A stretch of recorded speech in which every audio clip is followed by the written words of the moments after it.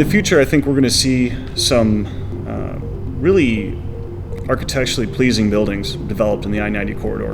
And I can talk about the Canterfield corporate campus for a moment. There's very specific architectural guidelines in that park. So we're going to definitely see a lot more of the build-to-suits for corporate headquarters and showrooms. And I think that we're also going to see a really big push towards that live, work, play component, where there are apartments nearby and there are biking and jogging paths. There's even equestrian trails that go along the river. So I really think in the future we're going to see a lot of people that are attracted to this area for those types of amenities. And I think it'll probably take maybe between 5-8 years for the Canterfield corporate campus to fill out.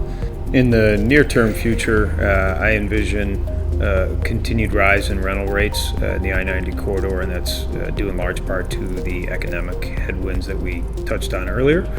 Just with the current wave of construction that's wrapping up, I mean, there's not a ton of speculative developments that are backfilling that sector of buildings coming online, just due to the lack of financing that a lot of developers were able to get. Now that that's starting to seemingly shift back and some groups are getting financing, you're going to see a backlog of tenants who need space that won't have enough supply to go to. So I think we'll continue to see rental rates increase and demand increase as well.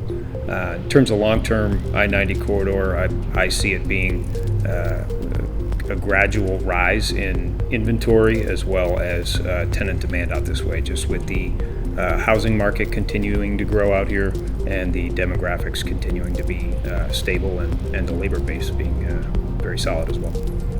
I think 90 is going to continue to extend further west and northwest, where big tracts of land are. It'll take the same path that it did, in the early days of Elgin's development. So I think, it's already out to Hampshire in a pretty big way, and then it'll continue that way until it becomes a pretty cohesive corridor between Rockford with their awesome airport that's super inexpensive versus O'Hare. We're going to see a lot of companies that can take advantage of that, and it'll start to just fill in all the way across there.